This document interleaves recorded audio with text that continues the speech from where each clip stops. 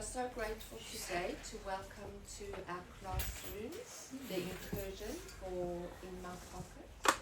We've got Jill Rabinovitz and Eli Rabinovitz and Roz Jacobson who are there to help them. And we are excited for you to go on this journey. I've already informed Jill that you know quite a lot about the Holocaust and the Kinder Transport.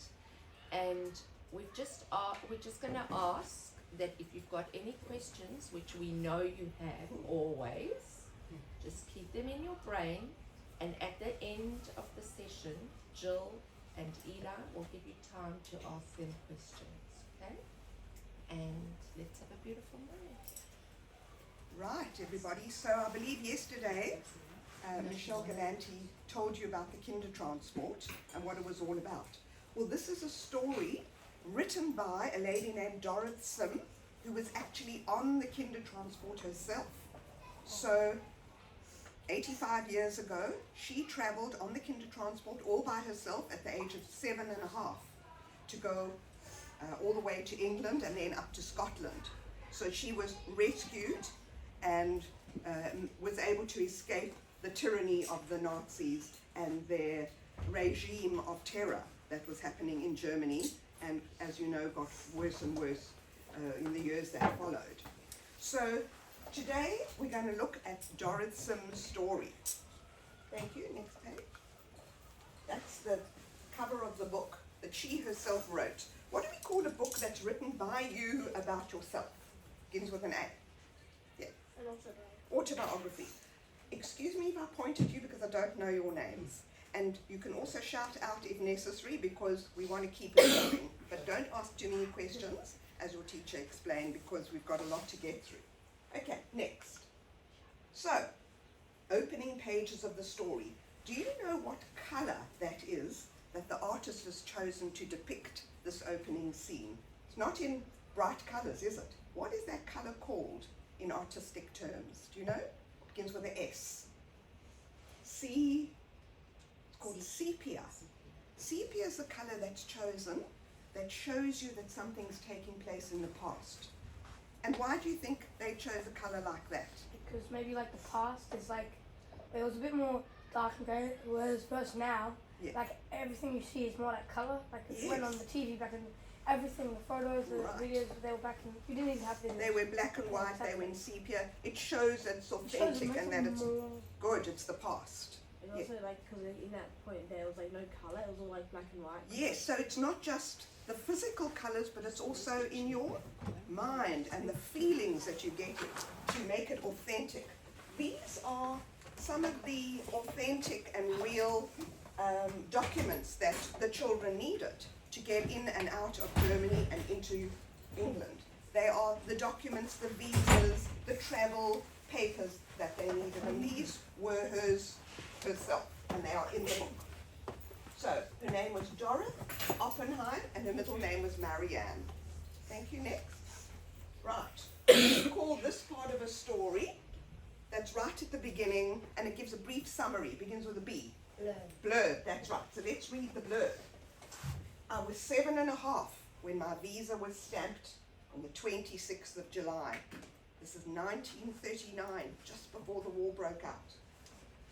There were almost 10,000 children like me who came to the United Kingdom before World War II began.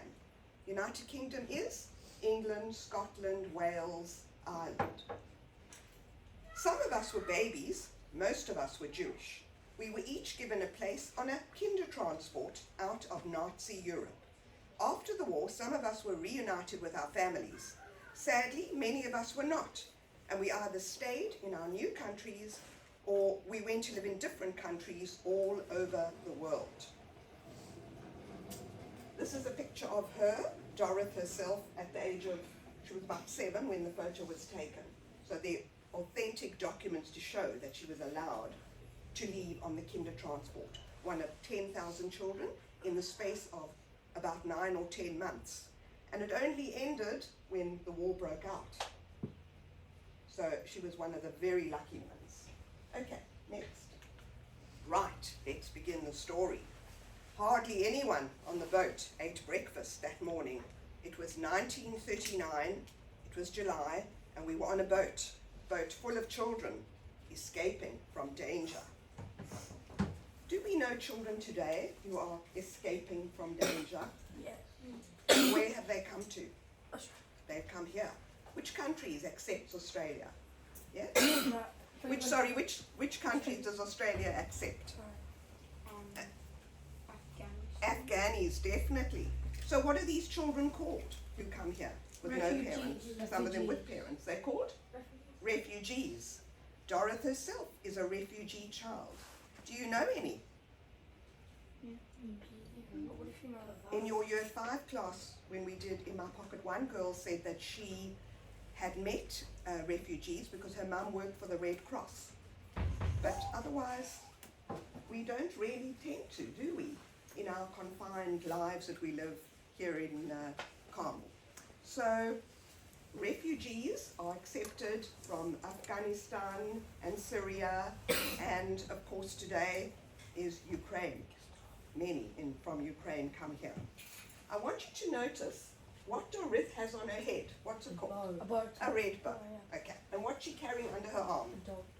Her dog. Toy. Her toy. Her teddy. Her toy. Now, what do you think is significant about the red bow? That's my first question. Why would I ask you that question? I want you to think deeper than just, oh well, she's got a red bow because it looks cute. Think more deeply. Yes. Maybe like because it's like really bright, so it's like shows that. I mean, she almost hasn't lost the color. Like she's still like a happy child, you know, living her. And who put that bow? You're right, but who put that bow in her head? Parents to Her remind parents. her And that she was- what were the parents feeling as they put the bow in her head? Well, I thought because that the children wanted parents to take them into their homes, they wanted to dress very nicely so Yes. that Okay, it could be that too. What do you think?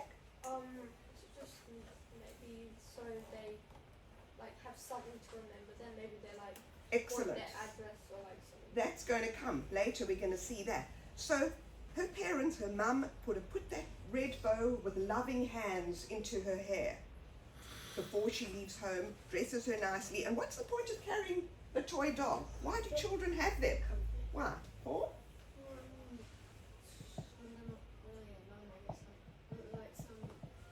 Makes you feel?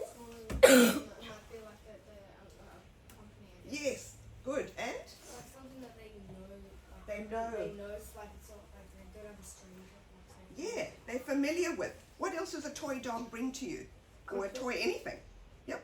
Makes you feel comfort. Good. It's familiar, it makes you feel like home. And especially if you are by yourself, all children like to have something like a comforting toy with them, don't they?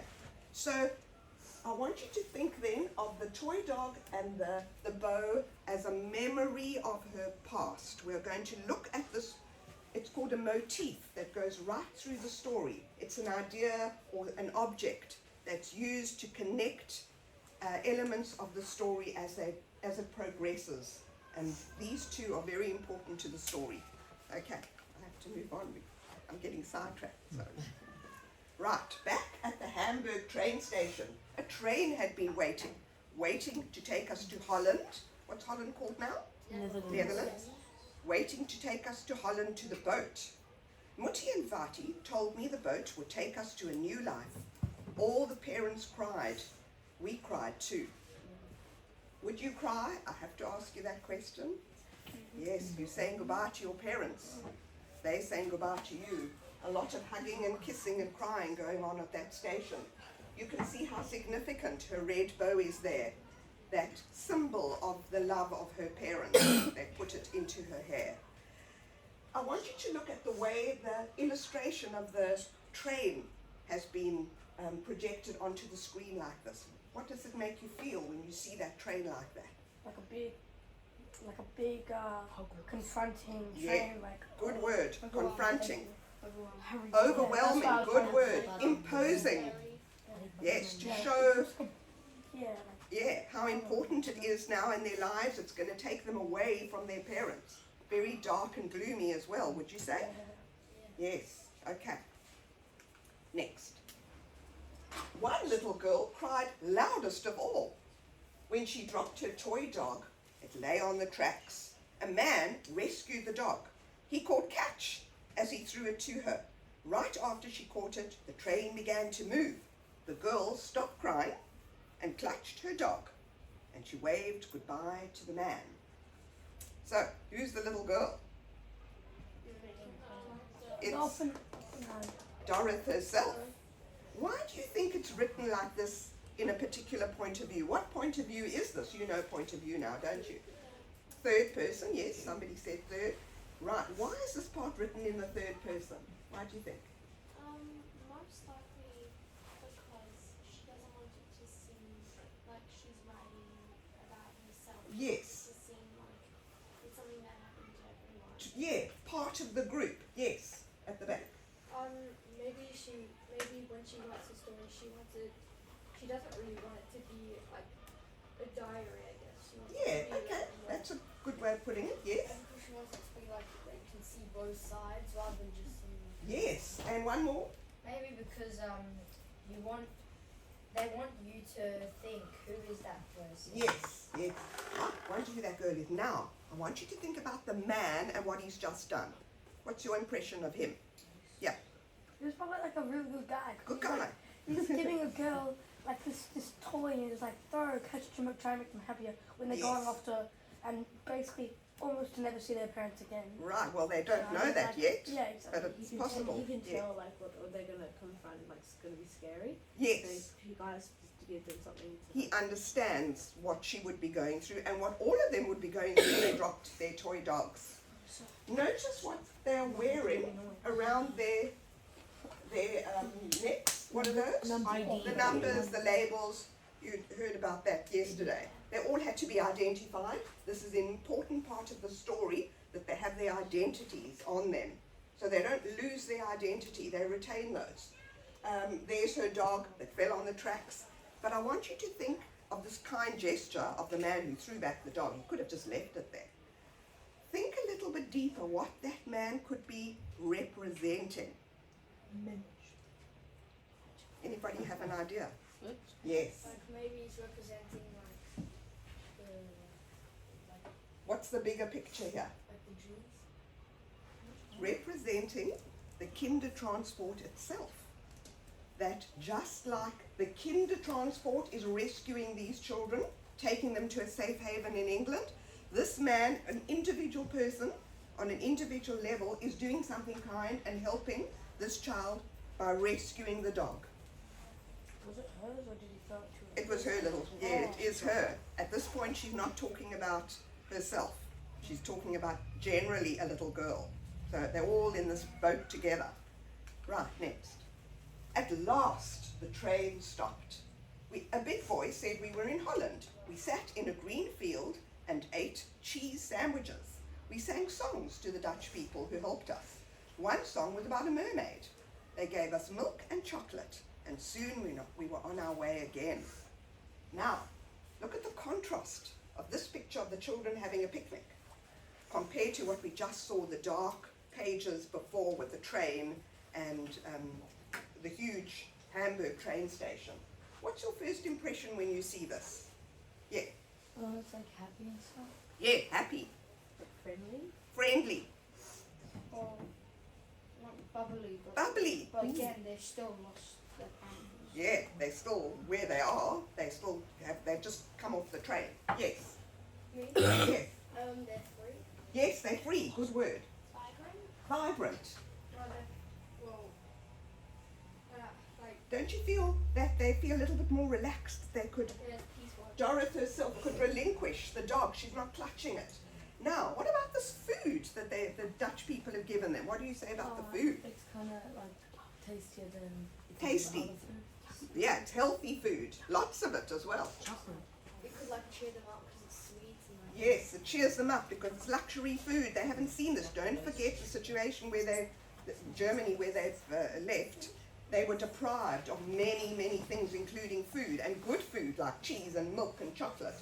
Yes. It's like a show of support. Dutch people are supporting them by giving them food. Excellent. The show of support and showing unconditional support for them as they're making their way through Holland. Okay, so another act of kindness we've just seen. The Dutch people, we saw the man. Okay, next. On the boat, it was strange sleeping without our parents. Only brothers and sisters knew anyone.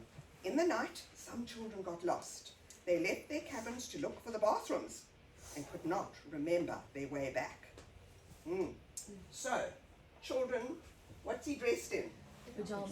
And why do you think the artist has depicted the children in bed and that boy in his pajamas, and there she is with her gown? It's like he's like wandering around trying to find where his either Yeah. the bathroom or his room. And why have they put on their pajamas?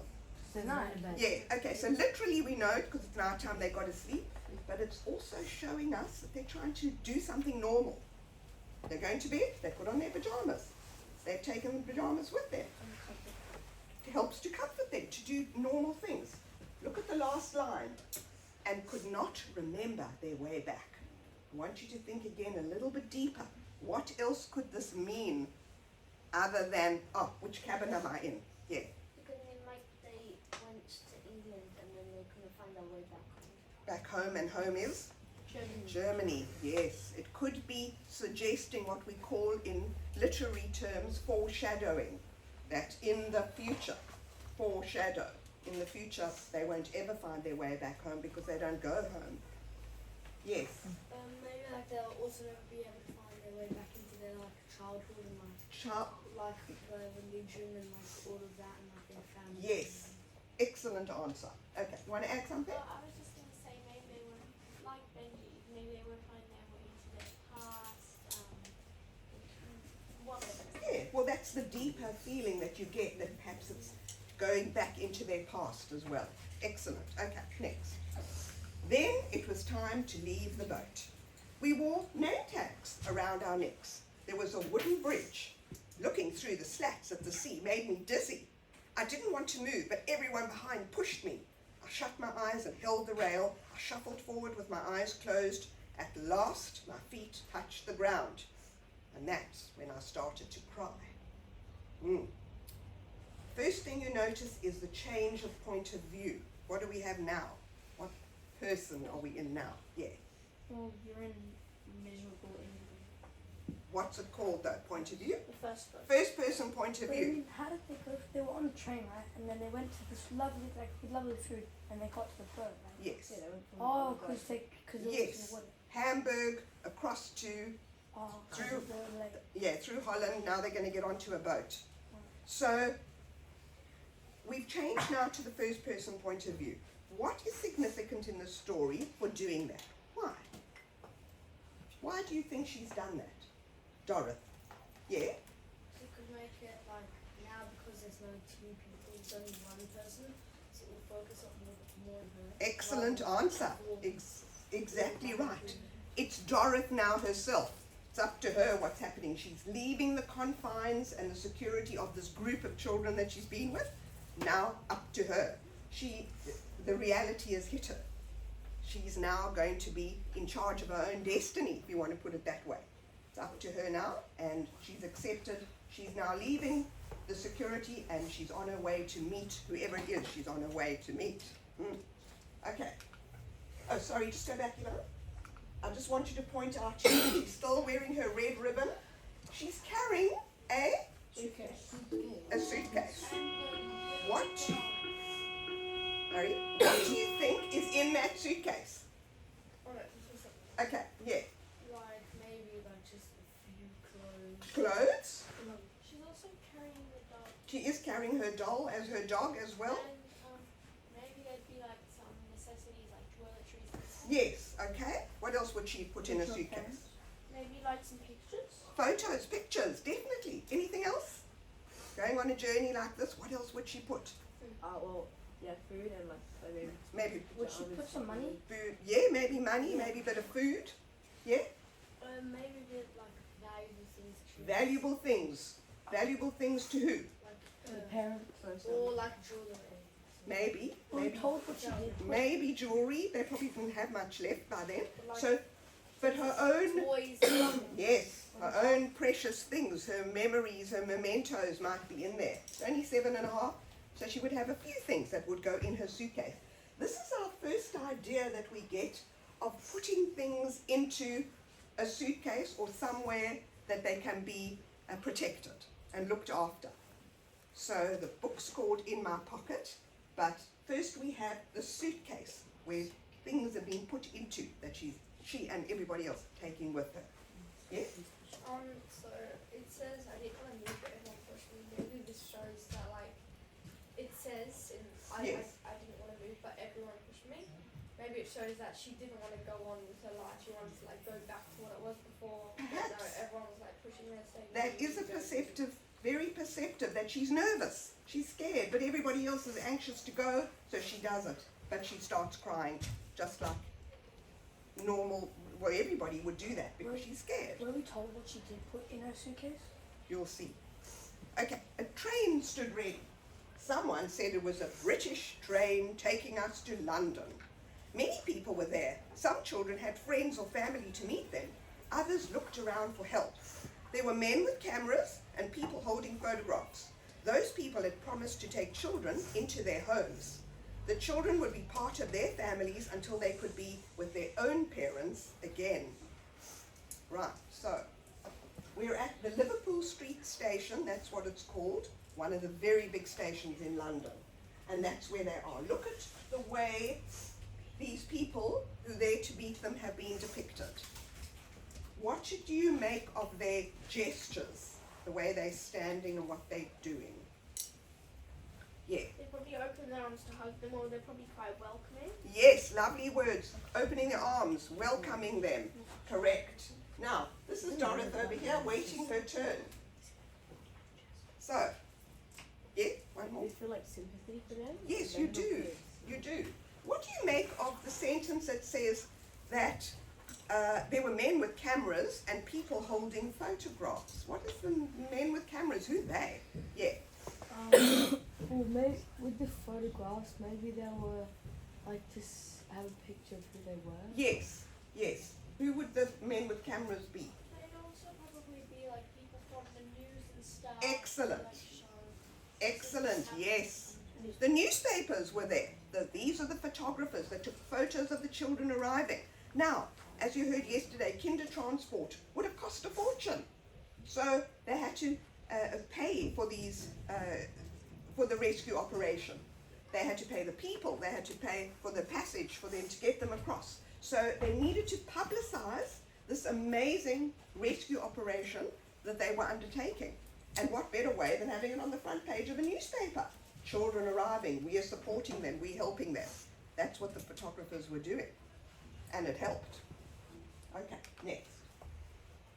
A man and a woman looked at a photograph. The wife touched her husband's arm. Look, she said, the child we picked, the girl with the red ribbon and the big toy dog. And that's how they found me. Okay, so these are going to be her foster parents. So the foster parents were all given photos of the child that, well, they chose their own child most of the time, and they chose her because they recognized the red ribbon and the toy dog, and they probably understood the love and care that this child had been given before. Why do you think this man is down on his knees?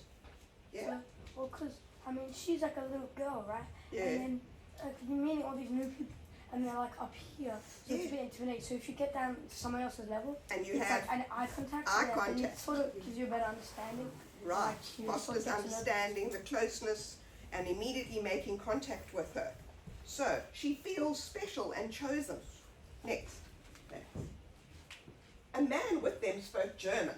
Anyone here speak German? Thank you. Can you read that for us? Oh no, I can't speak German, Okay. but Oh. since I can speak a few numbers. Elliot Okay. can speak Yes. German. Welke mens graag kind? Thank you. It means welcome, beautiful child. All I could say in English was, I have a handkerchief in my pocket. That's how I began to teach myself.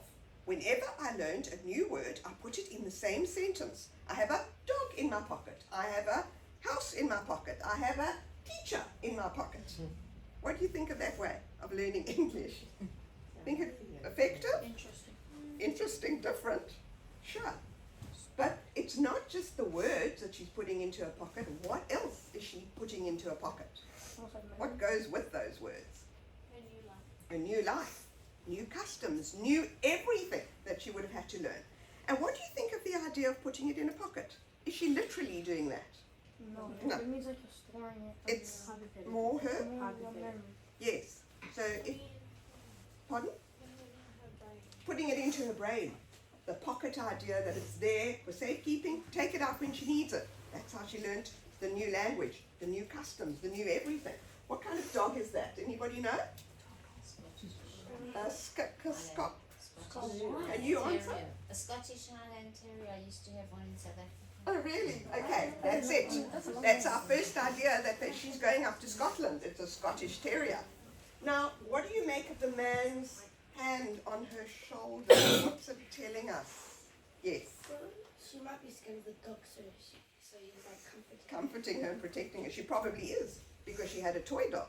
No, nobody had pet dogs back in Germany where she came from. Yes. It looks like he's taking like care of her. Like maybe he's like trying to act as if he's her father, and like trying to comfort Yeah, her like he is. father. He is. Introduce her. Anything else? So like try and like introduce her to To the dog. this new, yeah, to the dog and to everything. Everything's fine. He's a dog. You'll be okay. She does look a little bit scared, doesn't she? Okay, next. The man and the woman came from Scotland. Everything was different. In Germany, I sat on a little seat on my father's bike. In Edinburgh, capital of Scotland, where they lived, there was a car. And I had a real dog. So, we are immediately confronted with the differences between her life in Germany and her life in Scotland. Why do you think the artist has drawn the father on the bike like that? What's it really telling us? Well, Yes. it's kind of showing us how small and little she is, because if you look at that, so big compared to her. Yes. And what else is it telling us about the father, let's say, yes? Or her thoughts of her father? She's looking back because she remembers it, and it's like she's looking at it because she remembers it so well. Excellent answer, yes. But it's also like you can see that the back seat isn't there, so it's like also a reminder that like she isn't back with her father because the seat's empty. Yes, the seat's empty. Very good point. She's not there anymore. So this memory is looming large in her mind and in her head of her life with her father. Yes. Her father is also riding away, so. Yes, he is. We don't see his face. Very, very poignant answer. I like that one. Okay, so here she is, her past life, her future life, looking back, looking forward. That's the car that they picked her up in. It was called an Austin 7. Okay, so we have our old world and our new world that she's going to. Next. In Germany, I couldn't play with the children in our street because I was Jewish. Now, I played with my new friends, my new Scottish friends. Soon I was calling the woman and the man mummy and daddy. After all, I called my real parents Mutti and Fati. So, what do you make of this picture, the colours, the expressions on their faces? What is it telling us about her new life there? Yeah. Well, it's happy. It's like Happy, yeah, because before she didn't get to play with kids. couldn't. So literally, she's now playing with children, yeah. She knows children her age. Yes, they are her own age. She can play with them. What else is it telling us? One side on her side, the wall is darker, and the other side is. Oh, I see, like the shadows to show from darkness comes light. Kind of Very good. walking into the happier side, the safer side. Excellent answer. Wow, very perceptive, I must say. Gabby, Okay, what one about more? One their Gabby, how do you say that? It's vibrant. vibrant, the colours, of course. Yes, It's also like she's finally free. Like she can finally. do finally stuff, free, like, good. She's adapting to her new life. Yes, and But she's joyful. She's making the most of her time there. yeah, she is.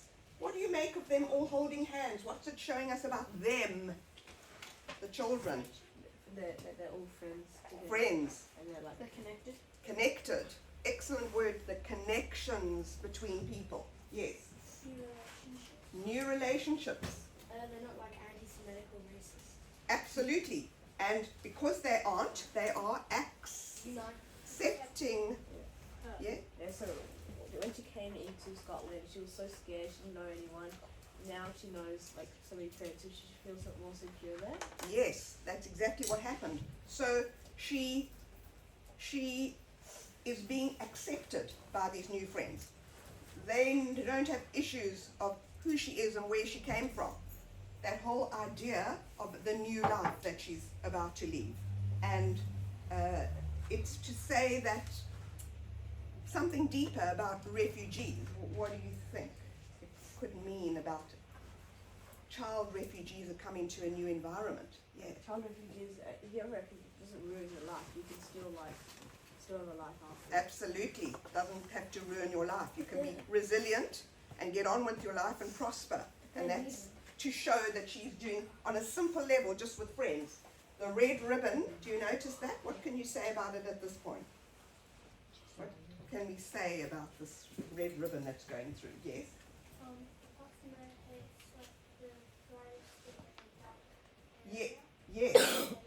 Okay, yes, that's, yeah, and what else? It's Yeah. the only connection she has To the past, connecting her to a past, a love that she had from her parents, gone all the way through, and she's still wearing it to show the connections between the past life and the present life. Yes. I've got two things. One, it's like recognizable. Like it's always like it's not like the girl with like a blue skirt. It's the girl with the red tie. With- red bow. Yes, And good. the second thing is like it's been through her whole life, like all the tragedies and happy moments. Like as well. Yeah, it's been there with her. Well, what's a bit sad Good. about it is, like, if she makes all these friends, like, but she's only on like a temporary visa, so she's gonna have to like leave all of her friends because Britain doesn't want her Maybe. to stay. So At this stage, we don't know. This is the early 40s, so we don't know yet what happened. So, what about the parents wanting to be called mummy and daddy? What do you make of that? What does it show about them? The parents like were very welcoming to them. That Very she- welcoming. That she feel like they they're should home. supportive. Yes, They're supportive. very supportive. They want her to be like a daughter. So they are happy. They are. Tell her, Morgan. Tell her. That's it. Okay. So they are happy to accept her, but they don't want her to forget her past. Still, Muchi and Vati are waiting at home. I'm going to move on now. Does she call them daddy and mommy? Yeah, she called them mummy and daddy. Last page. We've come to the last page of Dorot's book. There's a lot to talk about here. Let's look. I got a letter from Muti and Vati. We miss you so much. Remember to be good. And don't forget to write to us. This morning, we picked mushrooms and thought about you. We hope to be with you very soon. I hope so too. I put Muti and Vati's letter in my pocket. I kept it and read it every day, even after the war began. So what is the very first thought that comes to your mind? What question are you asking yourself now? What you say? What you asking? What happened? No, but the war already began. Exactly. So How though? How does that make sense? Yes, it does make sense. Look, The war already began. How are they saying? No, the war hasn't begun. It was just like anti-Semitic rules. The war hasn't actually begun. yeah. that was the last letter from her parents. Okay, so we know, and the book was written long afterwards. What was the first thought that came to your mind when you read the story? Did you ask yourselves what happened? Yes, did her parents survive? Everybody seems to feel that that's their first question. I wonder if the parents did survive. They didn't survive. How does it make sense to say even after the war began? Because it already began. It's a literary device to show that the war is moving on, or the idea of the war is moving through the story. So you have to look at the tenses. I can't go into detail now, but that's what it means. And even once the war began, she was still reading the story and hoping and praying. Okay, yes.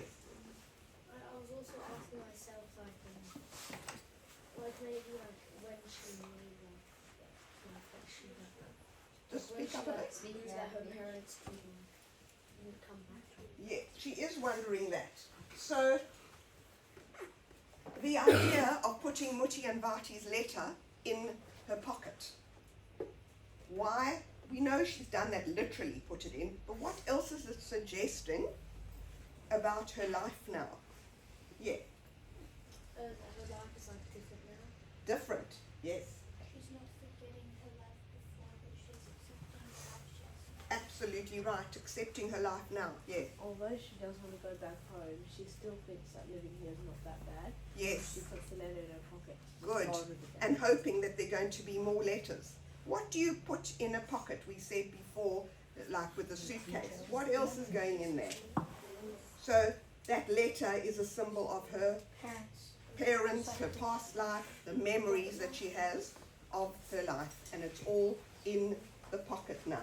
That's the idea of the pocket, that you put precious things into it literally, but you also put your precious memories to be kept safe and then taken out when you need to think about them or look at them. So why do you think the red ribbon is still very prominent in this picture, but not the dog anymore? Yeah, So she wants to still remember her parents by using that ribbon, but she's also got the dog next to her anyway. She's got yes. the real dog. She's got And the also, real dog. I feel like she feels more home there, so she doesn't need any comforting. Absolutely right. So, yes, Maybe she's like trying to like remember or like how she was with her parents. Like she's trying to like just focus on her own life and like. and move on. Yeah, but it's also showing us that the happy memories of her parents, that symbol of that red ribbon, what the idea of the red ribbon, the way it intertwines and entwines through the whole story and connects the different elements and the love that her parents have given her and now her new life. So it's still there to show how important the old life and the new life are and how they can be connected together through things like a pocket and the red ribbon. One more answer, yeah? Oh, so about the dog. Yes. The first time you saw the real dog, then she wasn't holding the toy dog. And then since then you didn't see the toy dog, you only ever saw the real dog. The real dog, showing the reality of her life. So why the Now, she's moving on from needing the toy dog. Yeah. Yes.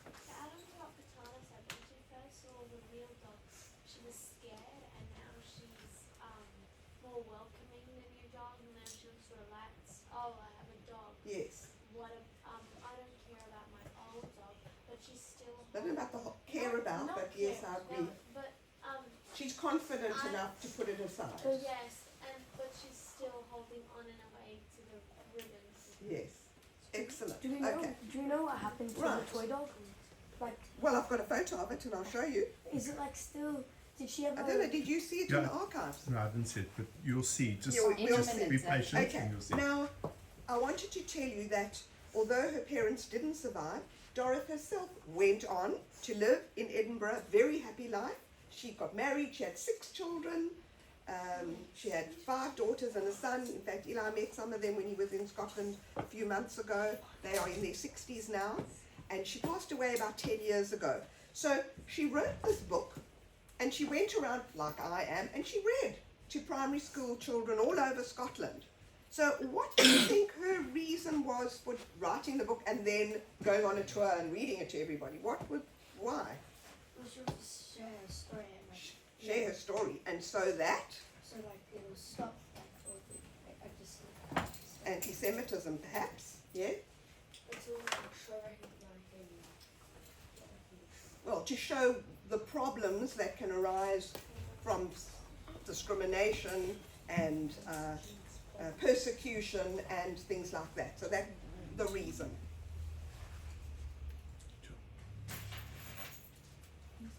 Okay, sorry. Okay, so one other question I want to ask you was, we saw that right through the story, we had a theme, and you know what themes are? They're ideas that travel through a story.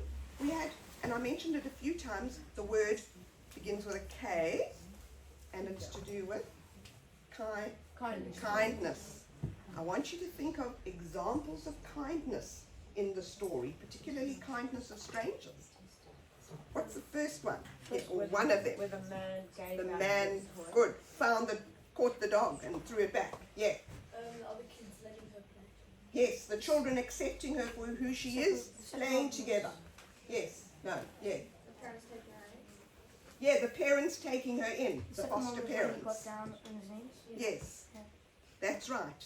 What about the picnic in the The chocolate. With the big Oh, Dutch. the food that the Dutch people gave? And the biggest one of all is the The whole kinder thing transport operation itself. Incredible act of altruism, it's called, and kindness towards strangers. Raised a lot of money and saved 10,000 children. So one of the most important things of this story to teach you is being kind to people and accepting. What we're going to do now is look at a video of a modern version of the story, and then there's some photos before we do our art. So let's look at the video now. Is it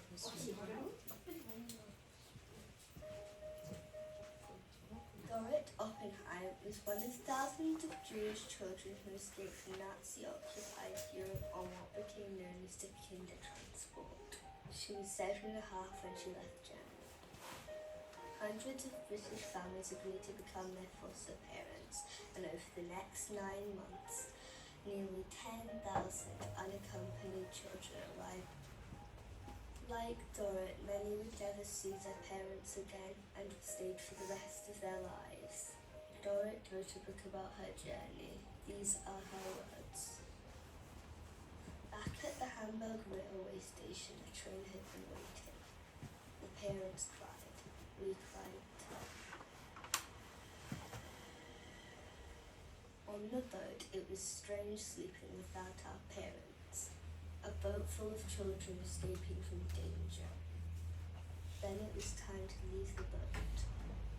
We remained tied around our necks. I shuffled forward with my eyes closed.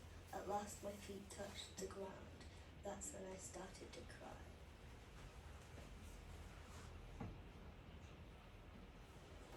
The train stood ready, taking us to London. Some children had friends or family to meet them. Others looked around for help. There were men with cameras and people holding photographs. Those people had promised to take children into their homes.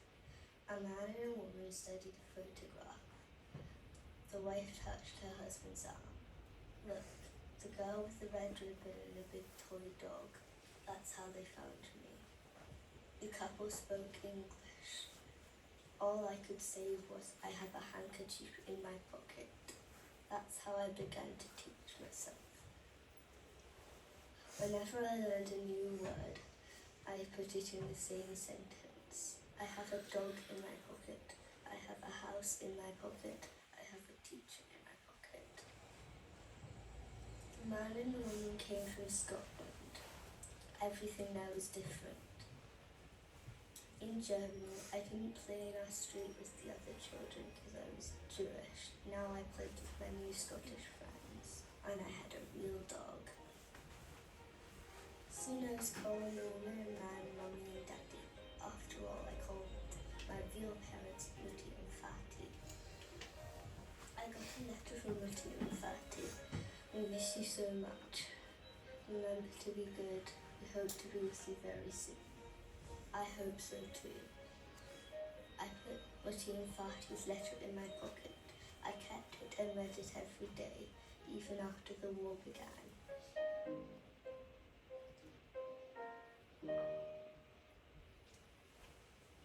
Yeah, so this is a film that was made by the Scottish Archives, and all her memorabilia are actually in those archives. I'll tell you a little bit about that just. It was actually made by a professor at Edinburgh University, and that's her daughter, Jewish professor. Oh, the daughter was the little actress. Okay. So there's Dorrit as a little girl, as a young woman, and as an older lady. So here she is when she was a baby. Those were her real parents, Gertrude and Hans Oppenheim, and they lived in a place called Kassel in Germany. There she is in her classroom before Jewish children were not allowed to go to school anymore, up there on the left-hand side. So This is a picture of kinder transport children with their numbers, and this is her real granddaughter Isla, who was used to promote the book when she wrote it. Her travel documents, all authentic, exactly what they looked like then. And this was her number. Each child had a number, up to 10,000, because that's how many were saved. So, there's a question, what was in her suitcase? I bet nobody thought of the cutlery. In those days, children used to have their cutlery engraved with their names on it, and her parents put it into her suitcase. Yeah. I used to have a Did you also? A little spoon with your name. So that was her real ski cap and her gown. And there are other items as well that are in the archives that were kept, and that is the actual suitcase she carried. So these are some pictures that Eli colorized for us, showing Dorothy as a young girl. There she's older, so this was already when she was in Edinburgh, but the others were taken before that.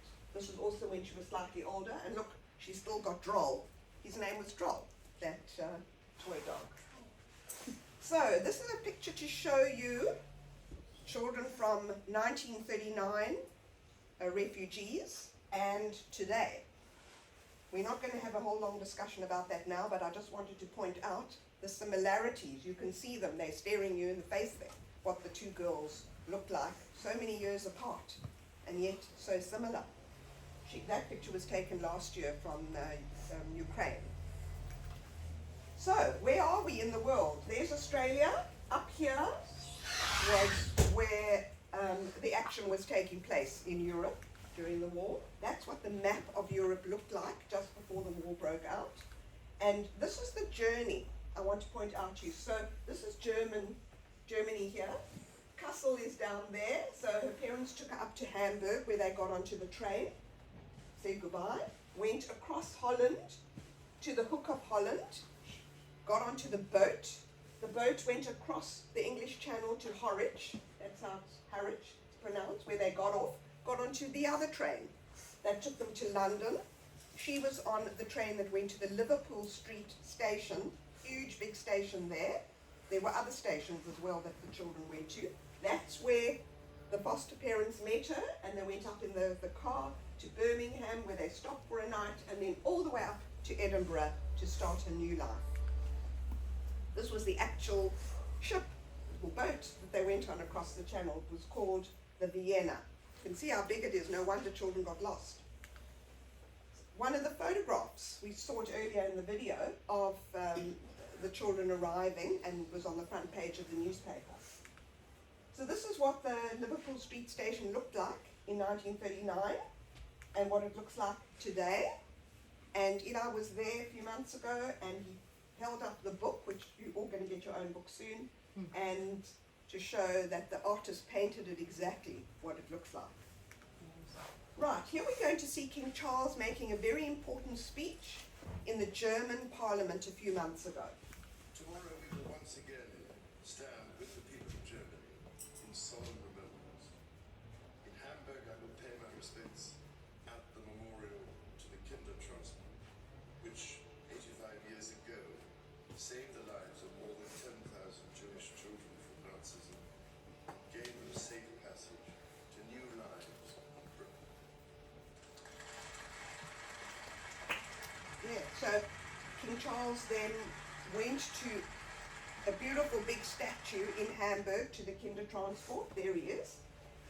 And then these are all the other places where there are statues to the Kindertransport. It is such an important event in history, especially for the people that saved the 10,000 children. This is the one at the Liverpool Street station. Okay, next. Right, who's he? Good old Paddington. Michael Bond, who created Paddington, was a little boy during the time, the late 30s, and he lived in London, and he saw children arriving on the Kindertransport at his local stations. And obviously it stuck in his mind, seeing those little kids coming with their cases and their labels. So many years later, he created Paddington Bear. And as you know, Paddington was a refugee bear from Peru. He has his label, he has his suitcase, he says, please adopt me. That's where it comes from, the idea. Okay, so that's what the Austin 7 car looked like. that the Gallimores picked her up in. Their surname was Gallimore. Those were the foster parents. When they fostered her, they didn't have any children at that stage, but they went on to have some of their own children, and Dorothy lived with them all the time. She eventually was adopted by them once she knew many years later that her parents hadn't survived. So there's Dorothy with 4 of her daughters. This is her family today, her descendants. There she is when she got married to Andrew, and that is when they went back to Kassel, so she could see where she came from. Right. How did she learn? How did she learn English? This was her way. As you can see, she's got her label in that picture. One of the activities we're going to do, besides painting the pockets, which I'm sure you've heard all about, is everyone is going to get a label like this. So you can create your own ID card with your own information on it and put it around your necks. It's a fun activity, and we'll do that later once we're doing the pockets. Right, so this is the part which is the fun part, to express your feelings about the story and what resonated with you and what was important to you, what you learned in the story, and about your own lives. We are going to create pockets. They've all been sewn already by very kind ladies in our community. And what you're going to do is decide on your subject matter. Each of you, and I see Zahaba's already been looking at her own book, everyone's going to get their own copy to take home, your own mini copy of In My Pocket. So you've got the whole book there. You can copy a picture from the book if you want to, that's absolutely fine. You can do your own creation, you can do patterns, you can do something that's important to you that you would perhaps physically put in a pocket or just in your mind want to keep safe and precious because it's precious to you. Right, so this is where you have to listen very carefully. Yes? What? Multiple things, with absolute pleasure. Yes, okay. Oh, sorry, here, I didn't see this behind me. This is an example of some of the pockets that have been painted. So we'll look at that before I explain how to do Look at it. the top left.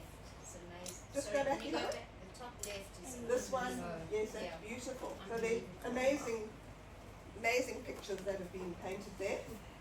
This is Maylands Primary School, Maylands Peninsula Primary School, year 6. And you will recognize those people. Who's There they that? are. The year 5s. Yes, they did this in June, and there's some of their creations. They did amazing pockets. Who's that one? There's Zahaba's sister and Eliab's sister. in front of her. So, Eli, go back to the pockets. Yeah, okay. So, how do you go about doing this? Have to listen carefully here. When you've decided what you're going to draw and then paint, you use your pencil and your eraser.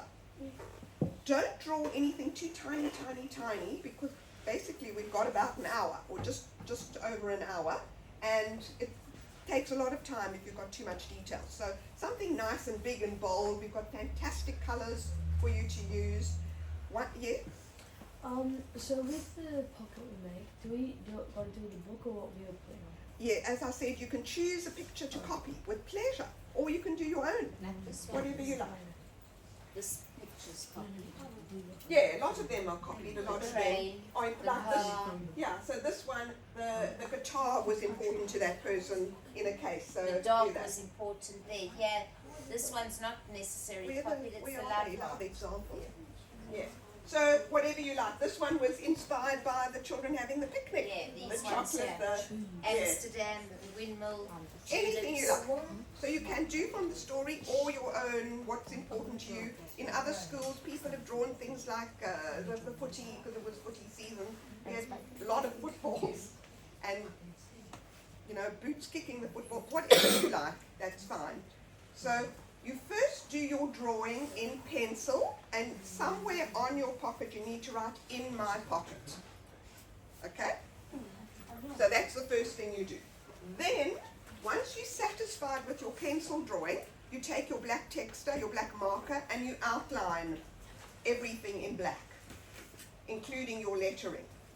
Then we come to the painting. We've got lots of colours and lots of thickness of the paint brushes. And there's going to be water as well for dipping. So you're going to then paint your pocket.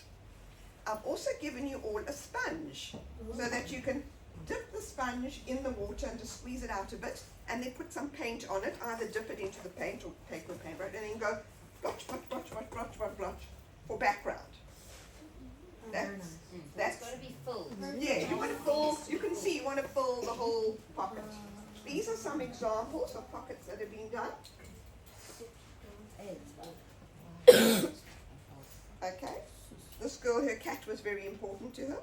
Do you give them back You can see that she sponged the background. No, these people just kindly gave them to us. No, they're for you. In my pocket. I love that. Yeah.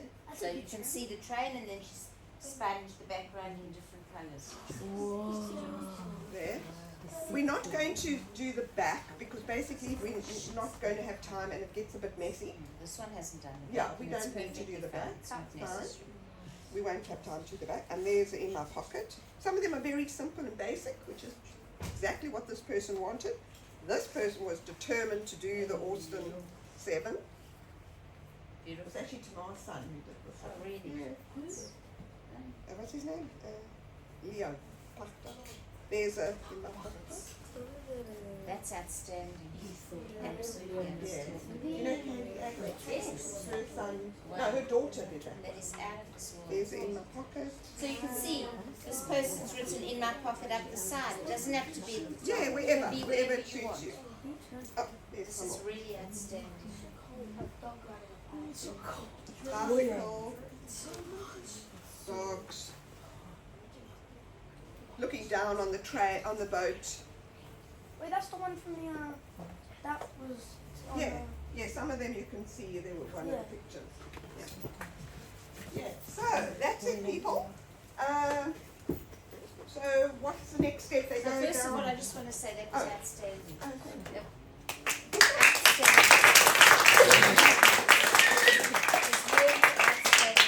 And your questions and your answers Yes. were unbelievable.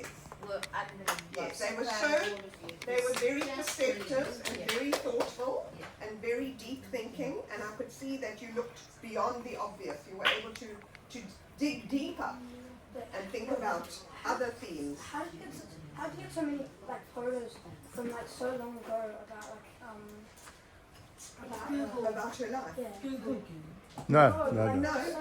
Yeah. No, so Answer she, that question. so when she passed away, her family gave everything to the I was archives. about to say, So like, there are 40 boxes of photographs because also she had people that she met that. you wouldn't really find that on like No, it's not online at all. Yeah, I it's found it not online. No, they're personal photos that the family collected. So we need to get moving. Yeah, okay, we better get moving. We've got an hour. Okay. So we're going to Just before you go, Oh yes, there you go. So, as you know, sit down, please. Still waiting for a few people. Just sit quickly. I know you've been sitting for long. You stand up in a minute. If you want an art shirt, it's probably a good idea for you to put one on.